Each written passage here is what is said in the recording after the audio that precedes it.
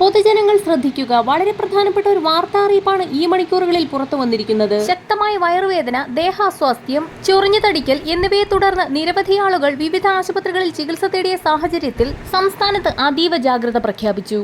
അതിർത്തി കടന്നെത്തുന്ന അറവുമാടുകളുടെ എണ്ണം കൂടിയതോടുകൂടി അംഗീകൃത സർട്ടിഫിക്കറ്റ് ഇല്ലാതെ കശാപ്പ് ചെയ്ത് ഇറച്ചി വിൽക്കുന്നത് വ്യാപകമായിരിക്കുകയാണ്. ഇവ വാങ്ങിക്കഴിച്ചവർക്ക് ഗുരുതര ആരോഗ്യ പ്രശ്നങ്ങൾ ഉണ്ടാവുകയും തൽഫലമായി ആശുപത്രികളിൽ ചികിത്സ തേടുകയും ചെയ്ത സാഹചര്യത്തിലാണ് തൃശൂർ ജില്ലയ്ക്ക് പിന്നാലെ മറ്റുള്ള ജില്ലകളിലും പൊതുജനങ്ങൾ അതീവ ജാഗ്രത പാലിക്കണമെന്ന മുന്നറിയിപ്പ് പുറത്തുവിട്ടിരിക്കുന്നത്. നോമ്പുകാലം കൂടി തുടങ്ങിയതോടെ പുലർച്ചെ തൃശൂർ കോർപ്പറേഷൻ ആരോഗ്യ വിഭാഗം നടത്തിയ റെയ്ഡിൽ അനധികൃതമായി സൂക്ഷിച്ചിരുന്ന 4120 കിലോഗ്രാം പോത്തിറച്ചിയാണ് പിടികൂടിയത്.